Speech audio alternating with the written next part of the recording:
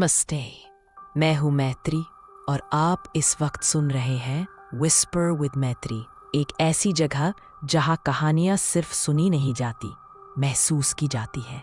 आज जो आप सुनने जा रहे हैं वो कोई मामूली किस्सा नहीं है। ये कोई पुराना सुना सुनाया अफसाना नहीं है जिसे किताबों में पढ़ा गया हो या दादी नानी की कहानियों की तरह आप रात को सुनकर भूल जाएं। नहीं, आज की रात की ये दास्तान एक अनुभव है, ऐसा अनुभव जो आपके शरीर में एक ठंडी लहर दौड़ा देगा। वो लहर जो धीरे धीरे आपकी रीढ़ की हड्डी को छुएगी और फिर सीधे आपके दिमाग तक पहुंचेगी, डर बनकर, सन्नाटा बनकर और शायद उस परछाई बनकर जो इस वक्त भी आपके कमरे के किसी कोने में खड़ी है। इसलिए अगर आप अकेले हैं तो थोड़े और पास आ जाइए। अगर अंधेरा है तो सोचिए, क्या आप वाकई अकेले हैं? तो तैयार हो जाइए। आंखें बंद करें या खोल कर रखिए। बस इतना याद रखिए, ये कहानी आपको एक बार नहीं, बार बार डराएगी। और इसकी शुरुआत अब होती है।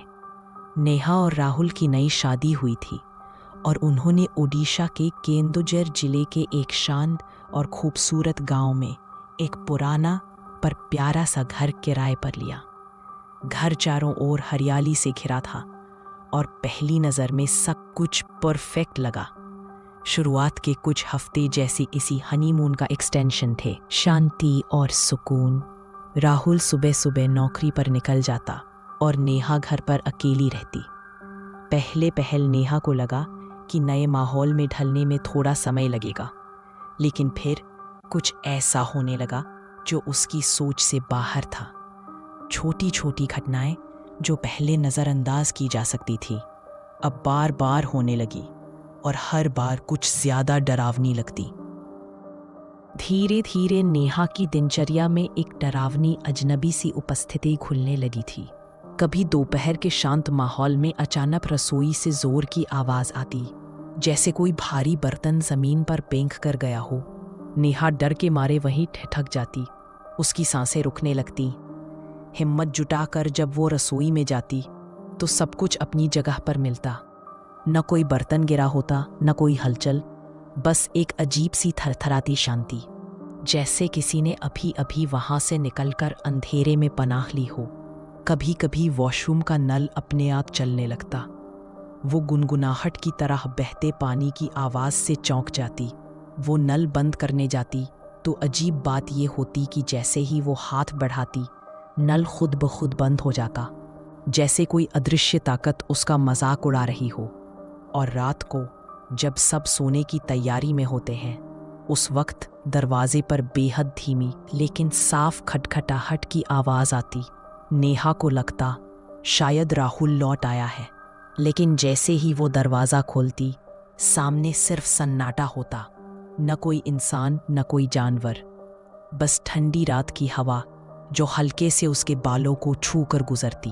वो सिहर उठती और तभी उसे महसूस होता, ये सब सिर्फ संयोग नहीं हो सकता। कुछ है जो इस घर में है और जो अब उसके बेहद करीब आ रहा है। नेहा अब ये मानने लगी थी कि वो घर सिर्फ ईंट पत्थर का ढांचा नहीं था, बल्कि उसके भीतर कुछ और भी था। कोई परछाई, कोई साया, कोई ऐसा अस्तित्व जिसे आंखें तो नहीं देख सकती, लेकिन दिल साफ साफ महसूस कर सकता है। जब राहुल ऑफिस चला जाता और नेहा अकेली होती, तब ये एहसास और भी तीखा हो उठता। कभी कभी तो उसे यूं लगता जैसे कोई उसकी पीठ के बिल्कुल पास खड़ा है, जैसे किसी की गर्म सांसें उसकी गर्दन की रेखाओं से टकरा रही हों।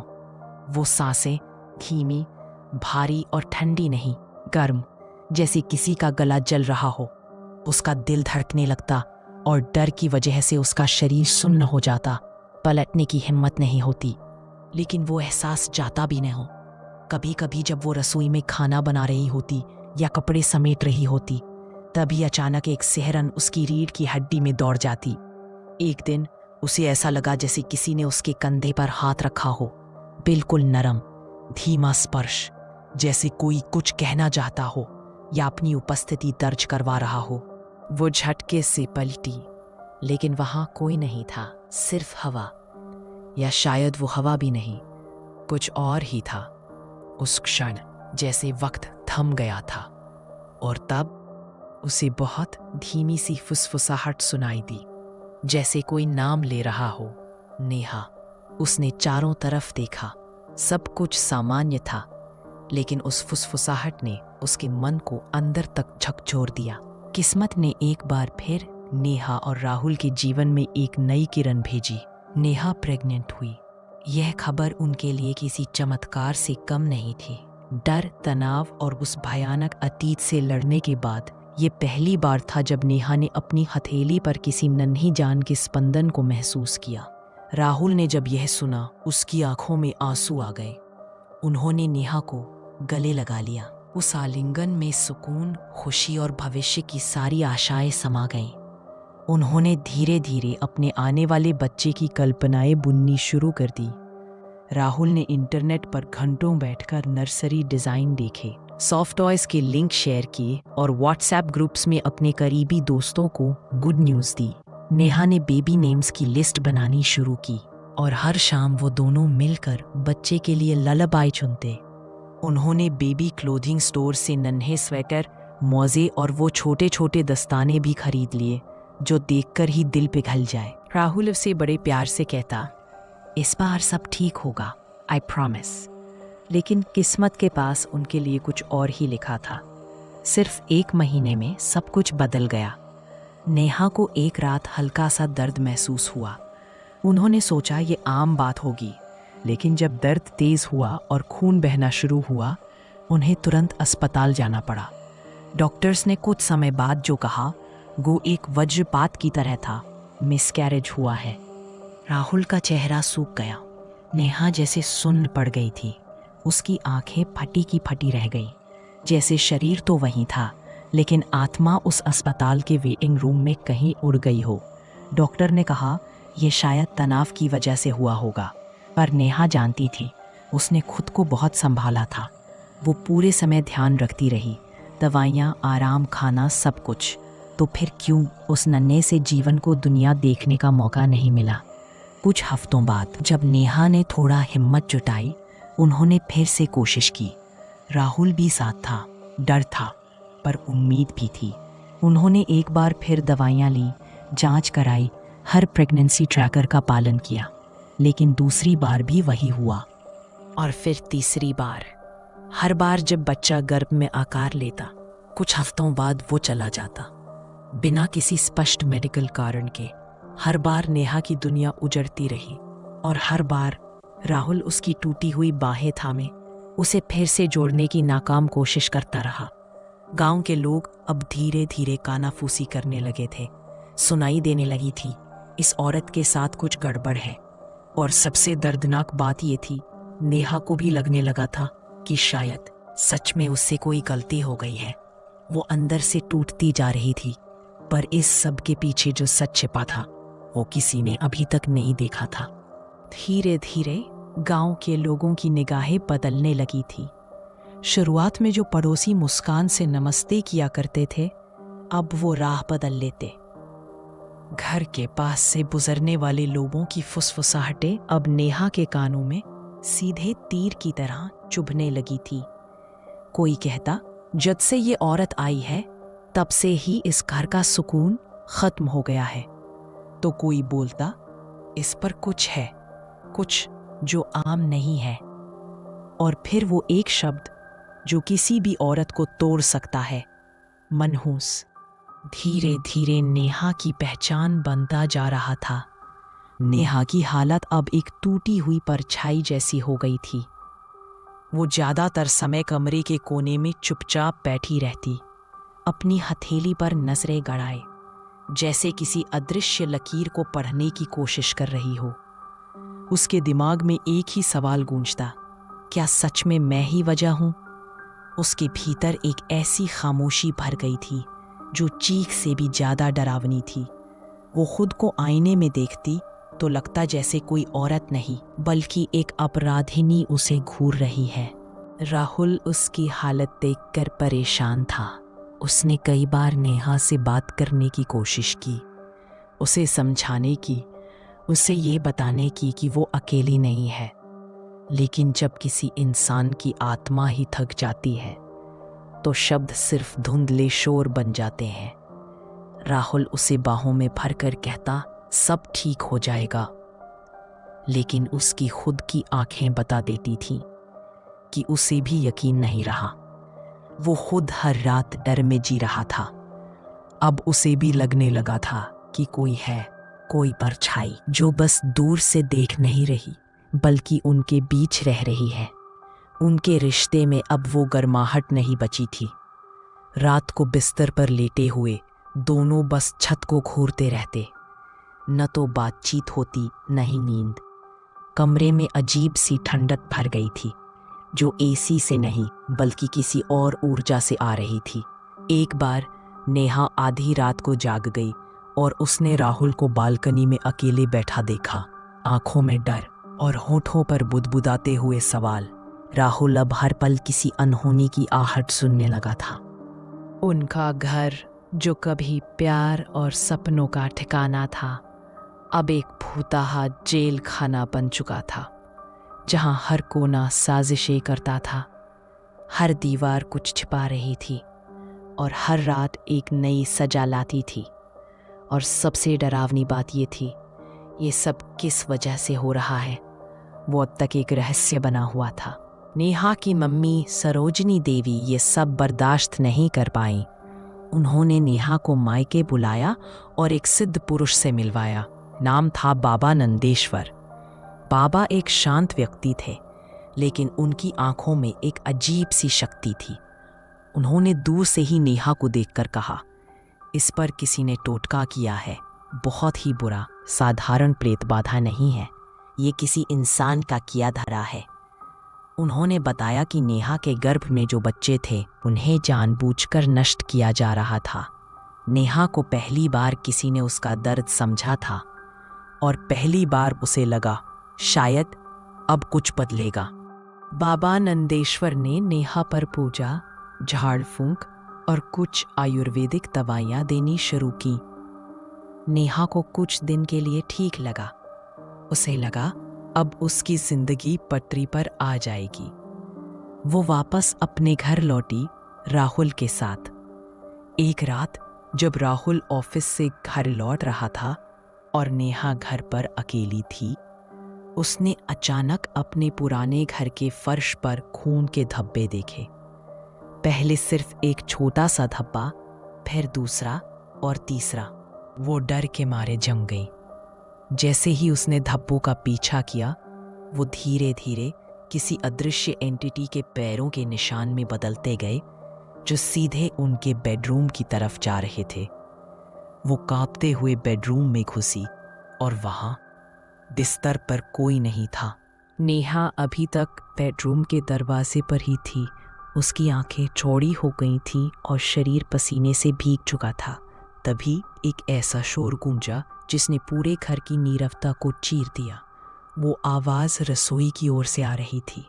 नेहा एक पल को समझ नहीं पाई कि ये कैसा साउंड है। वो टीवी की स्टैटिक आवाज़ थी, जैसे कोई एंटीना वाला पुराना रेडियो हो, लेकिन उससे भी कहीं ज़्यादा भयानक।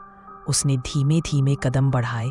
उसके पैर कांप रहे थे और हर कदम की आवाज़ उस सन्नाटे में गूंज रही थी। जैसे ही वह किचन के पास पहुंची, उसने देखा किचन के स्लैब पर रखा हुआ एक छोटा पुराना टीवी सेट अपने आप ऑन हो चुका था। उस पर कोई तस्वीर नहीं थी, सिर्फ काली स्क्रीन और उस पर चमकती सफ़ेद रेखाएं, जैसे कोई अदृश्य सिग्नल ब्रॉडकास्ट हो रहा हो। और फिर उस टीवी से एक आवाज़ आई, एक धीमी लेकिन डरावनी, अजीब सी आवाज़, जैसे किसी ने रेडियो पर कोई उल्टी कैसेट चला दी हो। वो आवाज़ किसी इंसान की नहीं लग रही थी। उसमें इंसानी स्पर्श था पर कोई जीवन नहीं। आवाज़ बोली, मैं अब भी यहीं हूँ, तुम्हारे आसपास, सब कुछ मेरा है। नेहा एक पल के लिए जम सी गई। उसका शरीर थरथरा रहा था। वो आवाज़ उसके कानों के अंदर से जैसे गुजर रही थी। एक सिहरन उसके पूरे शरीर में दौड़ गई। उसकी आंखें पानी से भर आईं, पर वो रो नहीं रही थी। ये डर का चरम था। वो चीखने ही वाली थी, गला खोलने ही वाली थी कि अचानक एक झटके में टीवी की स्क्रीन ब्लैक हो गई, आवाज़ पूरी तरह बंद हो गई और पूरे घर में फिर से सन्नाटा छा गया। ना तो बिजली की भनभनाहट, ना पंखा, कुछ भी नहीं। जैसे किसी ने पल भर के लिए समय रोक दिया हो। उसके गले से निकलती चीख वहीं दम तोड़ गई और अब उसे ऐसा लगने लगा था जैसे उस आवाज़ ने उसे देख लिया हो। वो अब सिर्फ डर नहीं महसूस कर रही थी, उसे अब यकीन हो गया था वो अकेली नहीं है। नेहा के चीखने से पहले ही आवाज़ बंद हो चुकी थी, लेकिन उसके शरीर का कंपन रुक नहीं रहा था। वह तेज़ी से मोबाइल की ओर भागी, कांपते हाथों से राहुल को कॉल किया, लेकिन नेटवर्क वीक था। जैसे तैसे कॉल जुड़ी। राहुल ने भी तुरंत बाबा नंदेश्वर को फ़ोन मिलाया। बाबा की आवाज़ फ़ोन के उस पार से ही काँप रही थी। उन्होंने सिर्फ इतना कहा, उसे अकेले मत छोड़ना, मैं अभी निकल रहा हूँ। उस रात अमावस्या थी। चारों ओर घना अंधेरा छाया हुआ था। आसमान बादलों से ढका और बिजली बार बार चमक रही थी, लेकिन बारिश नहीं हो रही थी। एक अजीब सी अधूरी रात, जो जैसे किसी इंतज़ार में थी। नेहा 8वें महीने में थी और उसकी तबीयत अचानक बहुत बिगड़ गई थी।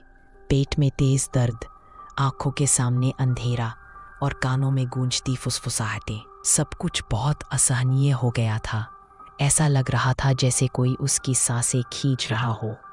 करीब आधे घंटे बाद बाबा नंदेश्वर पहुंच गए। घर में कदम रखते ही उन्होंने कहा, आज रात इस घर का फैसला होगा, या तो वो जाएगा या हम। उनकी आवाज़ में कोई डर नहीं था, सिर्फ एक ठंडी दृढ़ता थी। उन्होंने नेहा को कमरे के बीचों बीच बैठाया, चारों ओर रक्षात्मक सुरक्षा घेरा खींचा। नमक, राख और कुछ जड़ी बूटियों से बना एक विशेष मिश्रण। उन्होंने हवन कुंड सजाया और तुरंत मंत्र जाप शुरू किया। जैसे ही मंत्रों की ध्वनि बढ़ी, घर की दीवारों ने जैसे सिहरना शुरू कर दिया। हवा धीरे धीरे भारी होती गई, इतनी भारी कि हर सांस एक बोझ की तरह महसूस होने लगी। खिड़कियां खुद ब खुद थरथराने लगी, दीवारों पर नमी की बूंदें उभरने लगी और पंखा जो पहले चल रहा था बिना बंद किए रुक गया। तभी एक चीख गूंजी घर के कोने से, इतनी भयानक कि लगता था जैसे किसी औरत को आग में झोंक दिया गया हो। और फिर एक जानी पहचानी आवाज़ गूंजी, मैं उसे नहीं छोड़ूंगी, राहुल मेरा है, वो सिर्फ मेरा है। वो आवाज़ इतनी ज़्यादा नफ़रत और पागलपन से भरी थी कि नेहा कांप उठी। राहुल ने नेहा का हाथ थाम लिया और बाबा ने मंत्रों का स्वर और तेज कर दिया, जैसे अब कोई अदृश्य युद्ध शुरू हो चुका था, इंसान और आत्मा के बीच। बाबा नंदेश्वर अब पूरी शक्ति से अपने मंत्रों का जाप कर रहे थे। उनके चेहरे पर गंभीरता थी, लेकिन माथे से बहता पसीना और कांपती उंगलियां साफ बता रही थी कि ये कोई आम पूजा नहीं है, यह एक युद्ध था। हर मंत्र के साथ वातावरण और भी भयावह होता जा रहा था। कमरे की दीवारें, जिन पर पहले सिर्फ छायाएं थीं, अब उन पर अजीब गरीब आकृतियां उभरने लगी थीं, जैसे किसी बच्चे ने क्रोध में आकर कोयले से चेहरे बनाए हों। कुछ आकृतियां तो धीरे धीरे हिलती हुई सी लग रही थीं। तभी अचानक रसोई से एक जोर की आवाज़ आई, जैसे कोई कांच पूरी ताकत से फेंका गया हो। सभी चौंक कर उधर देखने लगे। रसोई में रखा एक बड़ा शीशा बिना किसी के छुए खुद ही ज़मीन पर गिरकर बिखर चुका था। उस टूटे शीशे में एक क्षण के लिए सबने देखा जैसे उसमें किसी की आंखें चमक रही हों, लेकिन वो छवि बस एक पल के लिए थी और फिर गायब। नेहा ने राहुल का हाथ कसकर पकड़ा। उसका चेहरा पसीने से भीगा हुआ था और उसकी आंखें किसी गहरे आतंक से भरी हुई थी। राहुल ने चारों ओर देखा, हर तरफ से अजीब सी आवाज़ें आने लगी थीं। दीवारों के पीछे से सरसराहटें, सीलिंग से किसी के खींचने की आवाज़ें और कभी-कभी किसी के धीमे कदम। फिर एक और झटका, ड्राइंग रूम की सारी तस्वीरें एक साथ ज़मीन पर गिर पड़ी, जैसे किसी ने उन्हें हवा में धक्का दिया हो। नेहा ने कांपते हुए उन्हें देखा और उन तस्वीरों में सबसे ऊपर जो पड़ी थी वो थी सरला चाची की तस्वीर, लेकिन वो तस्वीर अब वैसी नहीं थी। तस्वीर पर गहरे खरोच के निशान थे, जैसे किसी ने नाखूनों से चेहरे को काट डाला हो। सरला चाची की मुस्कुराती तस्वीर अब बिगड़ चुकी थी। उसमें से एक धुंधली सी काली परछाई रिस रही थी, जैसे कोई आत्मा फोटो के अंदर से बाहर निकलने की कोशिश कर रही हो। राहुल का गला सूख गया। उसने धीरे से फुसफुसाया, ये सब उसी का काम है। बाबा नंदेश्वर ने एक गहरी सांस ली, अपने कमंडल से थोड़ी राख उठाई और चारों कोनों में फेंकी और बोले, अब उसका असली रूप सामने आएगा। अभी एकदम शांत माहौल में दरवाजे पर एक बेहद धीमी लेकिन स्पष्ट खटखटाहट हुई। थक थक थक। उस एक आवाज ने जैसे पूरे घर के तापमान को गिरा दिया हो। नेहा और राहुल, जो अब तक कमरे के बीच में खड़े कांप रहे थे, उन्होंने एक दूसरे की ओर देखा और फिर उस बंद दरवाजे की तरफ। खटखटाहट दोबारा हुई, इस बार थोड़ी तेज। थक थक थक थक थक। हर बीट के साथ वो खटखट और जोर से होती जा रही थी, और अब ऐसा लग रहा था जैसे कोई अपनी पूरी ताकत से दरवाजा पीट रहा हो। राहुल ने धीमे से कहा, कौन है? लेकिन जवाब नहीं आया। नेहा ने बाबा की ओर देखा, जो अब अपनी माला तेजी से जप रहे थे। उनकी आंखें बंद थीं, लेकिन उनकी होठों की हर हरकत से लग रहा था कि वो किसी बेहद खतरनाक चीज से लड़ रहे हैं। और तभी दरवाजा एक झटके में खुद ब खुद खुल गया। सभी के दिलों की धड़कन एक पल के लिए रुक सी गई। दरवाजे के बाहर कुछ नहीं था, खाली अंधेरा, न हवा न आवाज, बस एक ठंडी बर्फीली खामोशी। लेकिन तभी, बस एक सेकंड के लिए, दरवाजे के पीछे उस अंधेरे में कुछ हलचल हुई। नेहा की आंखें चौड़ी हो गईं, क्योंकि उसने साफ देखा एक पैर। लेकिन वो कोई आम पैर नहीं था, वो पूरी तरह उल्टा मुड़ा हुआ था। एड़ी की जगह पंजा और पंजे की जगह एड़ी, जैसे शरीर के प्राकृतिक नियमों को किसी ने तोड़ मरोड़ दिया हो। वो पैर जैसे दरवाजे के कोने से बाहर निकला और फिर उतनी ही तेजी से अदृश्य हो गया। नेहा का गला सूख गया। उसके होठों से धीमे स्वर में निकला, वो आ गई। राहुल की सांसें तेज हो गई और वो बाबा की ओर भागा।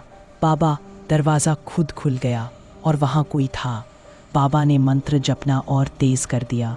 उनकी आवाज़ अब कमरे की हर दीवार से टकराकर गूंजने लगी थी, और जैसे जैसे मंत्रों की गूंज बढ़ी, दरवाजे से आती वो अदृश्य उपस्थिति भी और भारी होती जा रही थी। जैसे ही वो उल्टा पैर दरवाजे के पीछे गायब हुआ, नेहा की सांसें थम सी गईं, लेकिन उसका दिमाग उस भयानक दृश्य से भी कहीं ज्यादा खतरनाक एक याद की तरफ खींच गया। एक याद जो अब तक धुंधली थी, लेकिन अब बिल्कुल साफ दिखने लगी थी। उसका चेहरा जर्द पड़ गया, होंठ कांपने लगे और आंखें फटी रह गईं। उसने फुसफुसाते हुए कहा, राहुल, कुछ दिन पहले चाची का फोन आया था। राहुल, जो पहले से ही हिल चुका था, उसकी बात सुनकर रुक गया। नेहा की आवाज़ थरथरा रही थी। वो बहुत खुश लग रही थी, कह रही थी कि वो जल्द मिलने आएंगी। मैंने उनसे बात की थी राहुल। उनकी आवाज़ एकदम वैसी ही थी जैसे पहले होती थी। राहुल एक क्षण के लिए चुप हो गया। फिर उसने धीरे से पूछा, कब की बात है ये? 3 दिन पहले, नेहा ने धीरे से जवाब दिया। राहुल की आंखें फटी रह गईं। उसकी आवाज़ कांप रही थी। नेहा, सरला चाची तो पिछले महीने ही गुजर गई थी। तुम्हें याद नहीं? नेहा जैसे जमीन में धंस गई हो। तुम मजाक कर रहे हो? नहीं नेहा, मैंने खुद उनके अंतिम संस्कार में मैं गया था। तुम भी तो रोई थी, तुम्हें याद नहीं? नेहा एकदम सुन्न हो गई। उसकी धड़कन जैसे रुक गई हो। उसके कानों में सरला चाची की वही हाल की आवाज गूंजने लगी, जल्दी मिलूंगी बेटा, बहुत जल्दी। उस आवाज में अब एक दबी हुई नफरत और पागलपन की झलक महसूस हो रही थी। क्या नेहा किसी हेल्यूसिनेशन का शिकार थी, या फिर क्या सरला चाची की आत्मा सच में बाबा नंदेश्वर ने एक लंबी सांस ली। उन्होंने नेहा की ओर देखा। उनकी आंखें बहुत कुछ कह रही थीं और वो सब कुछ अच्छा नहीं था। बाबा नंदेश्वर ने चुपचाप जमीन पर बैठकर आंखें बंद कर ली। कमरे की हवा अचानक भारी हो गई। हर सांस अब जैसे पत्थर सी लग रही थी। उन्होंने गहरी सांस खींची, फिर एक कंटीली सी पुड़िया जेब से निकाली। उसका स्पर्श ही ऐसा था कि नेहा का शरीर कांप गया। बाबा बोले, आज रात ये अंत होगा, या हमारा या उसका। फिर उन्होंने मंत्रों का उच्चारण शुरू किया। वो मंत्र इतने गहरे और पुराने लग रहे थे कि जैसे सदियों से छुपी कोई भाषा जाग रही हो। उन्होंने राख की पुड़िया को धीरे धीरे खोला और घर के चारों कोनों में फेंकना शुरू किया।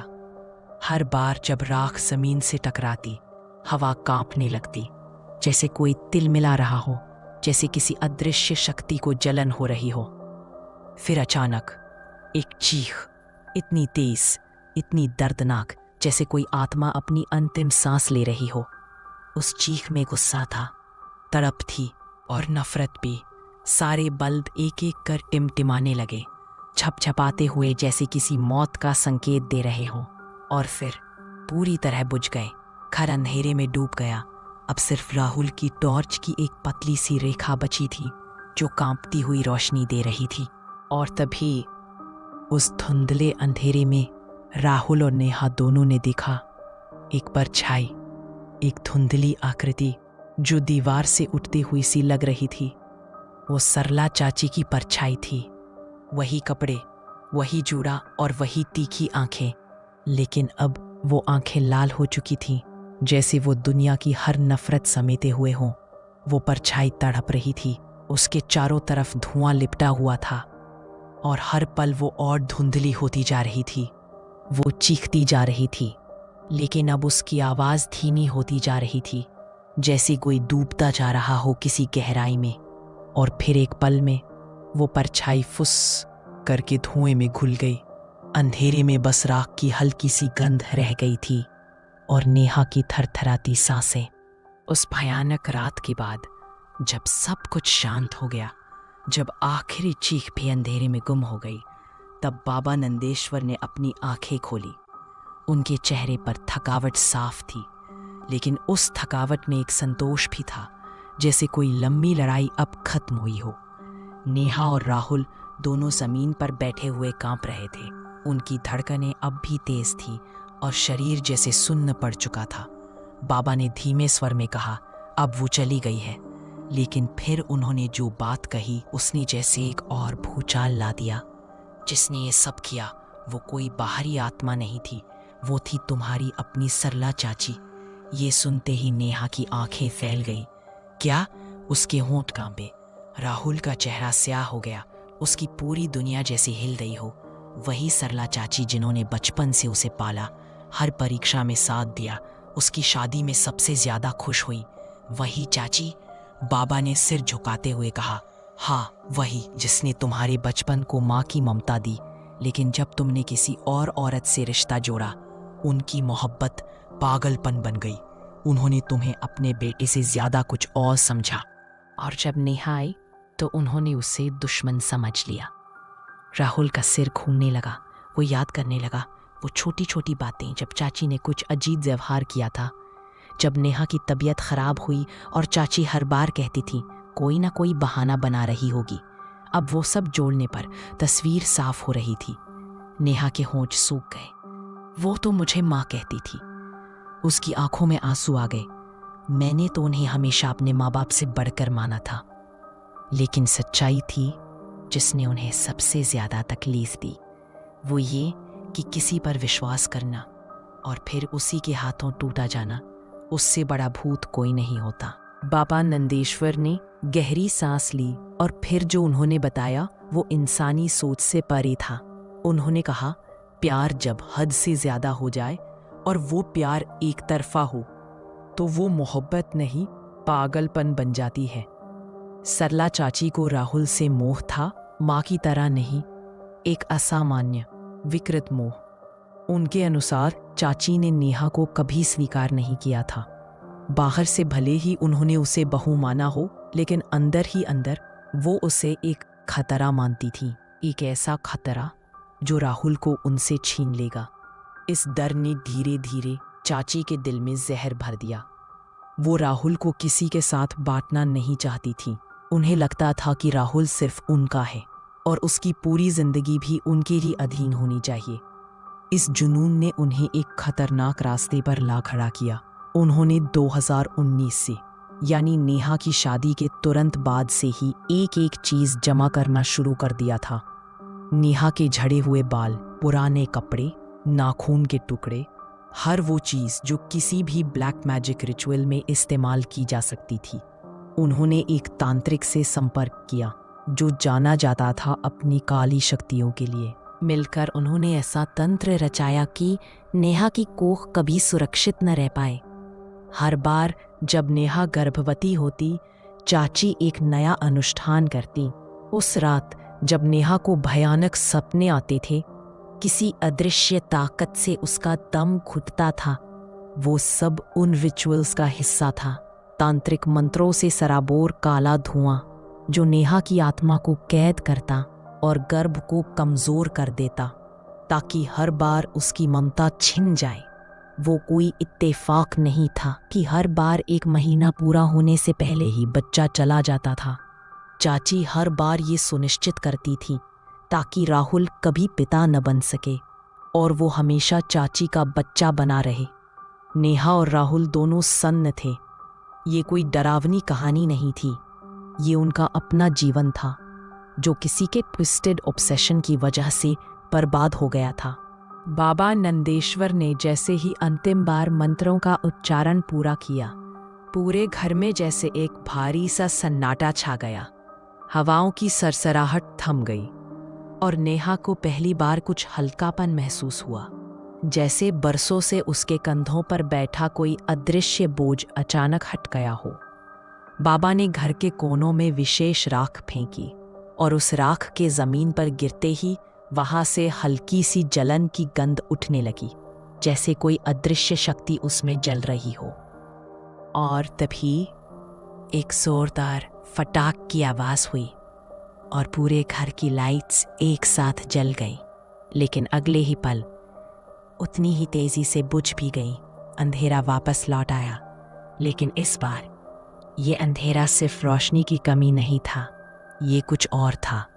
दीवारों पर लगे आईनों में कुछ धुंधला सा बनने लगा था, जैसे कई चेहरों की परछाइयाँ जो आइडेंटिटी भूल चुकी हो, अब वापसी की कोशिश कर रही थी। बाबा ने एक गहरी सांस ली और आंखें बंद करके आखिरी बार शंख फूंका।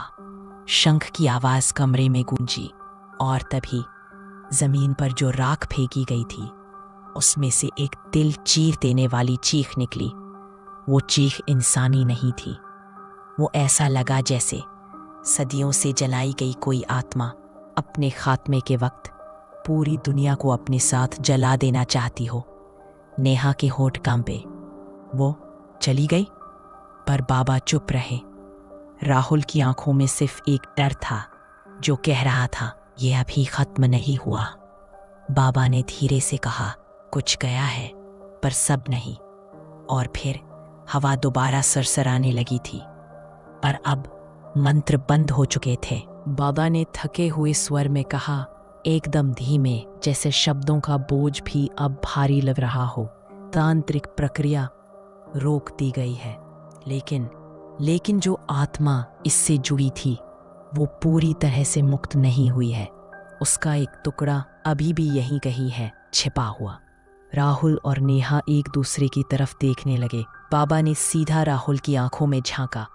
इस घर में कभी कोई और कमरा था, कोई ऐसी जगह जो अब बंद कर दी गई हो। राहुल थोड़ी देर चुप रहा, फिर अचानक जैसे कुछ याद आ गया। हाँ, स्टोर रूम के पीछे एक छोटा सा वेंटिलेशन शाफ्ट था। हमने रेनोवेशन के टाइम उसे सील करवा दिया था। बाबा बिना कुछ कहे उठ खड़े हुए। अभी चलो, अभी। तीनों उस पुराने कोने की तरफ दौड़े। दीवार तोड़ी गई और दीवार के पीछे से निकली सड़ी हुई मांस जैसी गंध। और फिर वहां एक गुड़िया मिली, धूल भरी, लेकिन उसकी आंखें चमक रही थी।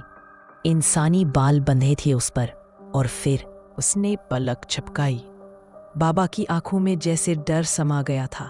उन्होंने जोर से चिल्लाया, सब पीछे हटो। उनका स्वर कांप रहा था, लेकिन बहुत देर हो चुकी थी। बुढ़िया के अंदर से एक धुंधली काली छाया निकली और वो सीधी हवा में उड़ती हुई बाबा के ऊपर जा गिरी। बाबा ने मंत्र पढ़ने शुरू किए, तेज, लगातार, एक के बाद एक।